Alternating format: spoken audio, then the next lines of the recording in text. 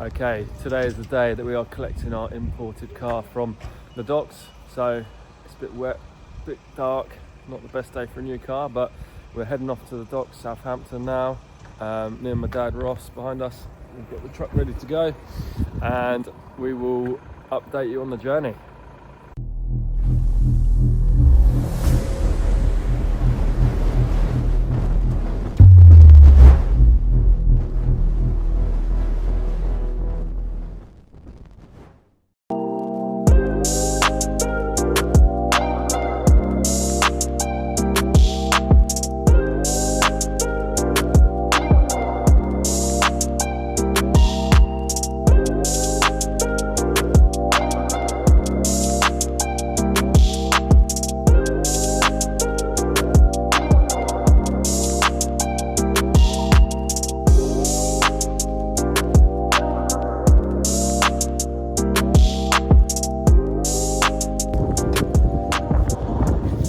I'm getting the truck ready at the port. As you can see, there's a lot of Japanese import cars here getting loaded up. So, I've just been to the office, done my paperwork, I've got the key, and we are good to go and find the car. So, yeah, key in my hand for my new vehicle. Let's go and find it. Here's Benno. You bought your fishing rod, mate? Got my fishing rod. Got crab for lunch. Lobster. A few cars over here. We're just going to go and find it. So this will be the first time I've seen the car since buying it. It's landed a lot earlier than expected, actually. So it came into the port nearly 3 weeks early. So it was a bit of a surprise when I got the phone call to say come and collect it. So yeah, super excited to see it. A little bit nervous because obviously I don't know the exact condition of it, and the biggest concern is obviously the underside of the car, so that's what I'm going to look at first before I even load it onto the trailer. See what we've bought. Right, here we are. There's a few that have come off with it, and this is it, the Mitsubishi Evo 9 wagon GT in white. I've got to look underneath it, I'm so nervous. Looks okay. More important, I'd see if it's got an engine. See if it starts, shall we? Oh, that's a good sign. Got the right key. 35,000 kilometres on the clock, which is what we were expecting. But have a look under the engine just to make sure we've got some water and oil in it.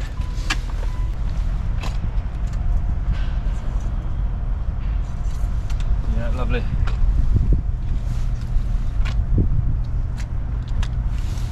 It's good to start.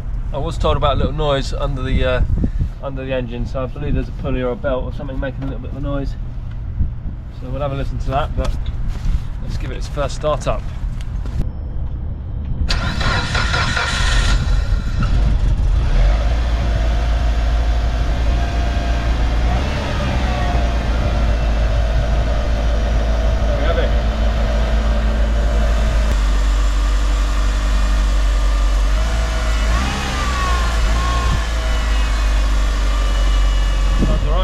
Get it on the trailer.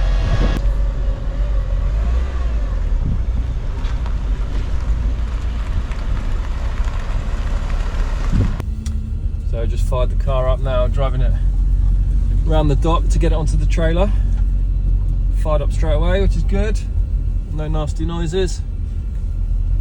And quickly poke my head on the side and it looks okay, which is as expected. I knew it wasn't going to be brand new, but it looks pretty solid, so that's what we're after. So yeah, just going to get it on the trailer now, load it up.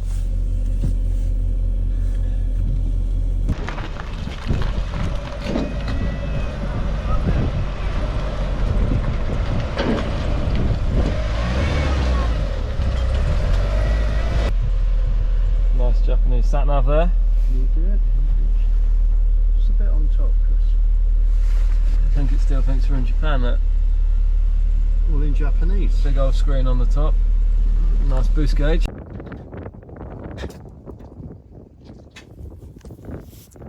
There we go, so that is the car loading it up now. We're going to get it back to the workshop and we'll get it up on the ramp, have a good inspection of it, and see what we've actually bought. Right, we're on our way back now. Just stopped for a drink. A good, Meg?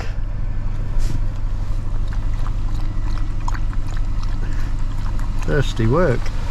It is thirsty work. So, heading back now. What's the time? About 11 o'clock? Oh no, Quarter to 10. Quarter to 10, sorry, that's when we're due back. 11:20, due back. Yeah, show the boys at the workshop what we got and get it up on the ramp.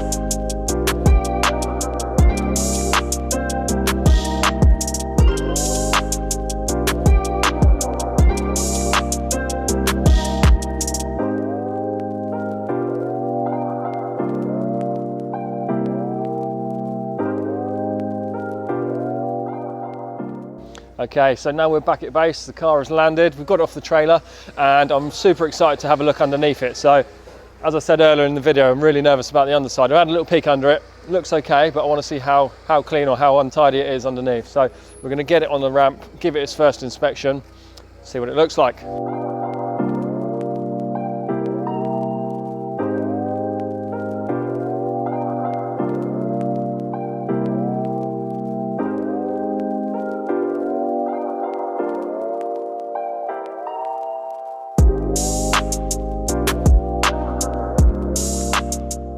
Okay, so after the initial inspection, things are looking good. I'm happy to say, because I was obviously very worried about this, but yeah, it's actually better than expected, to be honest. I got a few photos that were a little bit blurry and not very detailed, and couldn't really tell exactly condition of certain parts of the areas, you know, that I know are prone to rusting and holing, but this is lovely. Yeah, we'll do some shots of the chassis legs, but they're all solid. Little tiny bits of speckles of surface rust, but the main points, chassis legs, even down here where the subframe mounts to the chassis leg lower down, it's absolutely beautiful. Rear end aluminium parts, yeah, obviously going to be fine, but it's normally like the steel components, even like the anti-roll bar, these flake and bubble quite early on, but even that's like brand new. Fuel tank as well, you can see even the guard on the fuel tank's looking pristine. Still got the original exhaust on the car, which I knew, so it's even got the cat on the car still up the front. These Evo 9s wagons come with RS rear diff. That's all looking very tidy, but yeah, it's thankfully it's one of these cars that won't need a full refurb. Hopefully a nice clean up, clear wax, protect it, and then it'll be good to go. But yeah, even looking up here, you see a lot of corrosion in these corners here where all the water congregates and on all the fuel pipes, brake lines, but there you can still see the original colour, no rust. And down here they have a bit of factory under seal from when they're made, and it's still all in very good condition. And even the bare metal, you know, it's yeah, lovely. Just needs a good hot wash, like I say, wax, and then we'll be ready to hit the UK roads. But unfortunately it is end of January, the roads have just been salted, so I can't see myself taking it out on the roads anytime soon. Okay, so you've seen underneath the wagon, this is what it looks like on top. So Evo 9 wagon, its chassis number is CT9W, other than a normal Evo 9, which is a CT9A. These are really rare in this country. I don't think there's many about. There's only one available on the market for sale, and they don't come up very often, so hence the reason for importing one of these cars. The reason I went for a wagon was because I've got a little bit of a soft spot for these cars. Back in 2016, 2017, myself and Tom did a European road trip, and we took a wagon over there into Europe and did like a couple of 1,000 miles around the European roads, and always loved the chassis of the car. The one we drove was like quite leery, wrapped it bright blue, and it had 400 horsepower, Olin suspension and big intercooler, that sort of thing. So that's a real standout car for me in my history of Evos. So yeah, always wanted to relive that moment, and to try and find a nice one in the UK is always very difficult, as with any Evo, so hence the reason for importing it. What is an Evo 9 wagon? Essentially, it is an Evo 9 with a bit of boot space. The chassis is pretty similar. it is essentially underneath there's an Evo 9 GT. So this is called a wagon GT, which means the GT means it's got like a rear diff on it, an RS rear diff, sorry. So they have normally an AYC rear diff. These cars have a RS rear diff. So it's a little bit more mechanical. It still has a 6-speed gearbox, and it just has a little bit of different styling to it.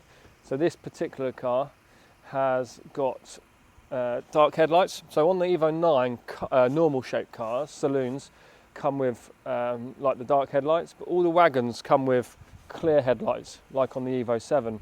But this particular car, it stood out when I saw it on the advert. It stood out for a few reasons: the dark headlights, the wheels and the rear spoiler. I know these are all things that could be added afterwards, but it just caught my eye, and obviously the mileage on this car is super low. So a combination of those things and it being white really drew my attention to it and made me purchase the car. So yeah, it's got I think they're Evo 8 MR headlights or Evo 9 MR headlights, because they're not the gloss shiny ones, they're the matte black. It's got Volks racing wheels, T37s, which are a super lightweight, cool looking wheel, always look good on a Japanese car. And like I say, it's got this factory spoiler. So not all of them come with this spoiler. Very few actually come with this spoiler as well. So yeah, I've had a good look around it now, inside, underneath it, and now on the outside. I'm actually very, very impressed with it. I knew it was going to be a nice car because of the mileage was so low and the fact it came from Japan, but the condition of the paint, we've even just blasted it off with the jet wash because it was it got a little bit of spray on from the trailer, but we could see the paintwork bead in. It looked like it'd been well looked after, and it's got a real pearlescent finish to it. Sometimes these whites go quite flat, but this one still looks really good. Even in our lovely climate today, it's still looking really good. Okay, I've got all the service history now. I've just brought it upstairs to have a little look through it. Obviously it's all in Japanese, so I'm not quite familiar with that language in terms of reading it and working it all out, but there is loads of service history sheets, and they've all got mileages on them, all got dates on them. So there's literally service history from 600 kilometres, and it looks pretty regular, to be honest. There's one pretty much every year up until this year here, which is now 35,000 kilometres. So there's all the little pictures on here. There's like pictures of cam belts, pictures of spark plugs, so you can work out some of it, but I'll obviously be able to get that translated and see exactly what it's had and when it's had it. So as we know Evos very well, we know what's due and when it's due and what's important. So without knowing its cam belt history, for one, that's the most important thing, is obviously trying to work out when that was done and if it was done. I can obviously have the covers off and have a look at the belts, but in my mind, that's the most important thing. It's probably just start fresh, give it a full fluid service, do a cam belt on it and all the tensioners, and then we know where we are with it, and it's a clean start from day one in the UK.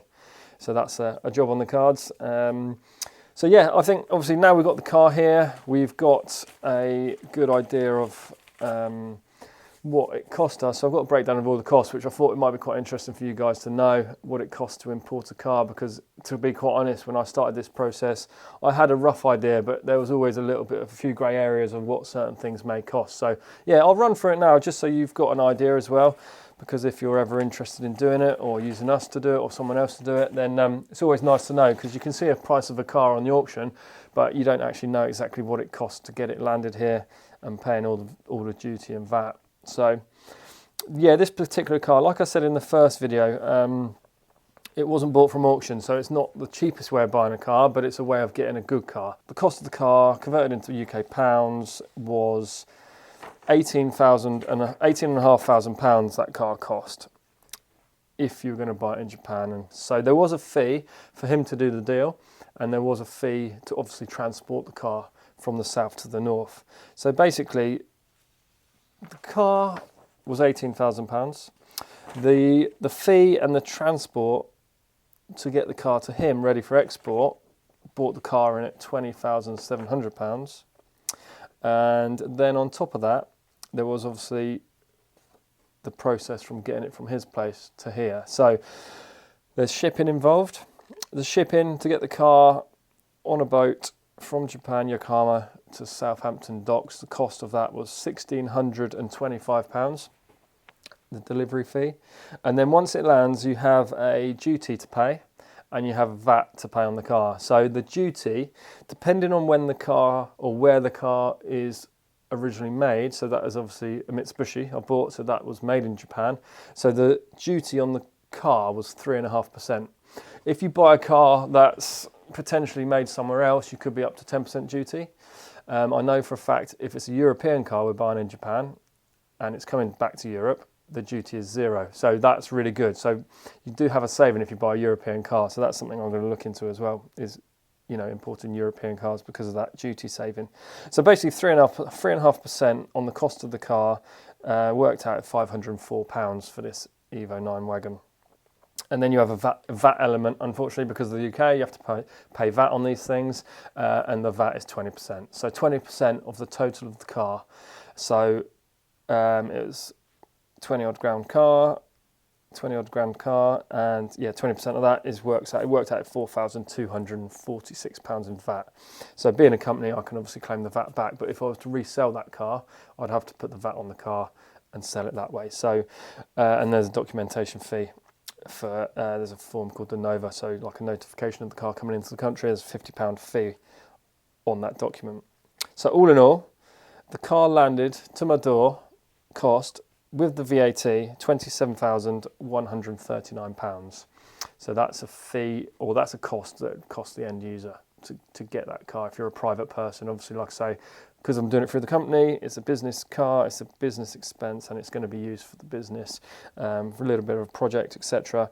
I can obviously remove that VAT element off, so you're saving a few grand off there, 4 grand off there, which basically makes it about a 22, 23 grand car, which I think is very good value personally, because look online, look at what's out there Evo 9 wise, forget the wagon bit, but you can't buy a decent Evo 9 for less than 25 grand, in my opinion, that's going to be relatively sensible mileage and solid underneath. So for a car landed at 22, 23 grand, I think that's amazing value. Looking at the condition of it underside and knowing it's only got 21,000 miles on it, it's yeah, super good. And I think, like I say, I've not done it to make money, I've not done it to make a profit, I've done it to learn the process, and I've done it to get myself a very nice car. So I feel we've completed that task. So I think that concludes the video, giving you quite a lot of information of the process and the costings on importing a car. So we're going to now do some planning on the car, what we're going to do to it. We've got a few little ideas. Obviously we want to do the service maintenance, and we're going to get the underside protected. So we're going to do that. We'll show that on the next video, and we'll also be making a plan for the modifications and the journey for the car moving forward. So yeah, if you've got any other questions, anything you want to know about the importing, if you're interested in importing a car, if you want us to help you or do it for you, then obviously feel free to get in touch. You can drop us an email, give us a call, and we'd be more than happy to talk you through it and let you know what we can do to help. So yeah, please like, subscribe, and we'll see you on the next one.